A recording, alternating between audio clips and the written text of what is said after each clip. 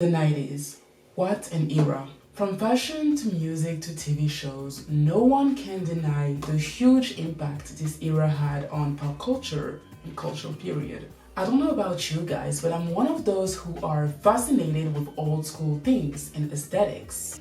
I swear I wish I was born in the 80s to really experience and enjoy the 90s because gosh, it was such a vibe. Everything seemed so stylish, so tasty, so effortless, and I understand. I am definitely what people call a old-timer, which means that I tend to romanticize a lot the past. I grew up admiring 80s and 90s icons like Naomi, Tyra, Aaliyah. They've guided me through life and through womanhood. So something about this specific time period makes me feel like I belong there.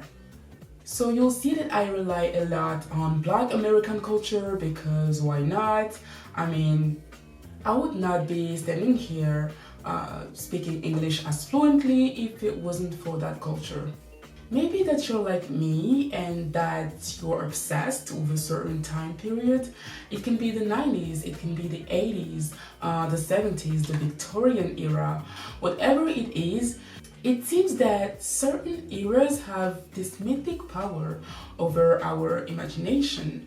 They just eat differently. So for this video, I want to deep dive into the notion of nostalgia, how it impacts our consumption, the reasons behind our obsession with old school things, even when they happened way before us, and why we made everything old school a cult. But first, you're probably new here, so hey, my name is Mel and I discuss media, entertainment, and pop culture related topics but with a social psychological glance. So if that sounds good to you, please keep watching and subscribe.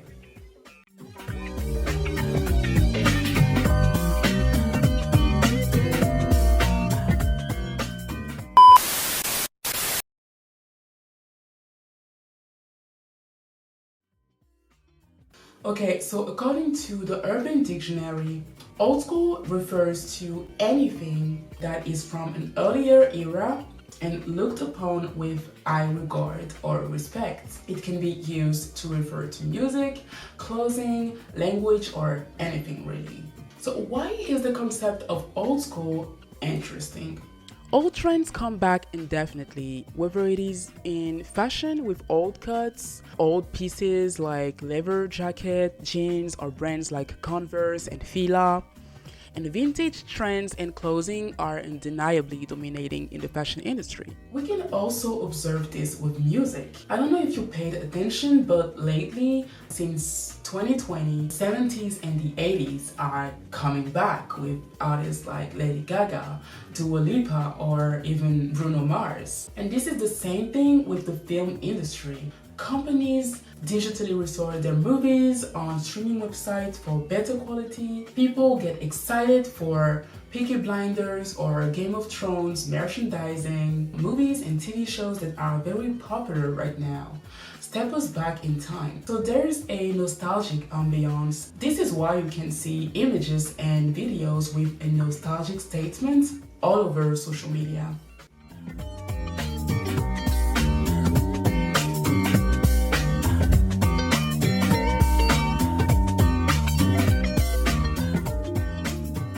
How can we explain that in our world filled with technology, we still have this fascination for old school things and culture? And why do we need to maintain a feeling of nostalgia? What is even nostalgia?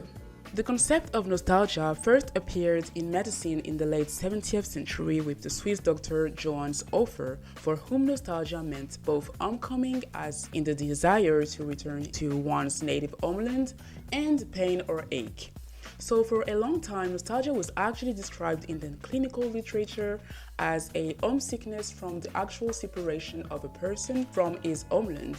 Present-day nostalgia would be the yearning for lost time, to cite Marcel Proust. But furthermore, researchers started to realize that nostalgia was actually not that bad and that the effects on our brain were actually pretty positive. Nostalgia is a happiness-related emotion that is heavily used in present-day media and has been for decades. Therefore, publicity, cinema, and other forms of media are willing to induce nostalgia precisely because they are aware of the effects of this emotion on our brain. A nostalgic response makes us susceptible to consume. Why?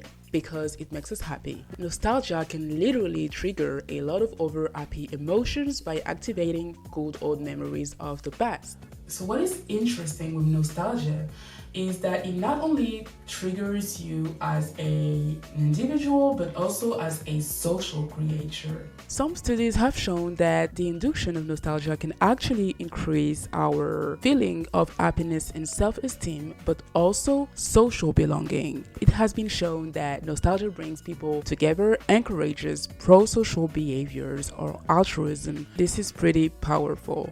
Nostalgia speaks to a certain generation and therefore reinforces the social bonding. It also contributes to your individual identity, which is partially based on shared heritage and memories with group members. Sierra, not Sierra, and McQuitty, I have trouble with these names. They tried to explain the nostalgia influence on consumerism by using the social identity theory. According to them, the membership of a community may influence an individual's emotion and cognition, and thus affects nostalgic purchases. They explain this tendency by the fact that certain possessions can actually signal and reinforce consumers' self-identity, and thus create a connection between those objects in a certain time period. So basically, these industries use nostalgia as a leverage to make you identify with whatever they sell, so you can spend some money on them. You may ask, some of us weren't even born yet but still have attachment towards a certain era. How? Well, in that case, it is still indirect or simulated nostalgia. We have learned memories from the simple repetitive exposure to an object of the past that can induce a nostalgic feeling and as a result make us a potential consumer.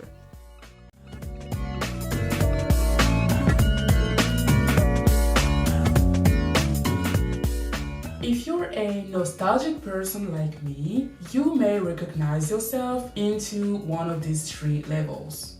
The first level is simple nostalgia. It is the belief that things were better in the past and that there's a golden age of music, of cinema, in comparison to present days. This mindset conveys a deep desire to return to the past, but because it is impossible, it leads to frustration, inadequacy, and somewhat fear for the future. The second level is reflexive nostalgia. It enables us to reflect over past times and analyze whether or not it was so wonderful. So it's an attempt to look at past times more objectively and consider the struggles that were attached to that era. The last level is the interpreted nostalgia. It occurs from a comparison between the nature of one's nostalgic feelings and the present circumstances. So one can rationalize about their current life situation.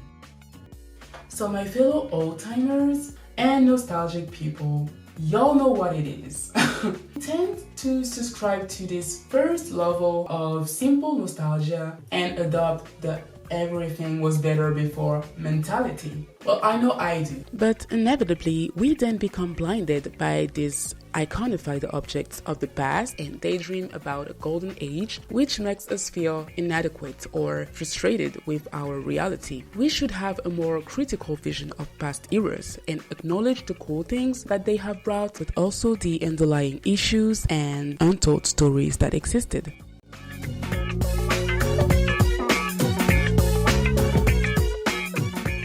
Well, the response to this question and my personal take is actually a mix of everything I said in this video. Like every cultural phenomena, anything that is popular is a matter of group and recall our need to belong and our need for social bonding. It reaffirms our identity within the group, but also our individual identity. We saw that being a member of a community can also affect our consumption, which would explain why all the youngies, me included, are all suddenly obsessed with flare pants. This is all influenced both by the media with the induction of nostalgia, but also its spread amongst popular figures. To give you my raw and honest opinion on why there's such an effervescence surrounding old school things in the media, I think that old school things are very inspirational for a bunch of reasons. First, they are pioneers figures in the artistic world that obviously paved the way for artists of today and influenced the culture that we're in. Everything seemed so fresh and new, maybe because they didn't have as much resources as the newer generations. They also knew how to take their time with their craft, and I am a lover of art that took time and effort and pain to make. I didn't get the chance to experience this era that I love so much, but I am so grateful to even have access to all these beautiful masterpieces that I get my inspiration from, because they really helped me, figuring out who I was, building my identity as a young Black woman, as a woman, and as an individual. Yeah. So this is the end of the video. Please tell me your thoughts on this topic. Tell me what is your favorite era. Thanks for watching, and I see you in the next one.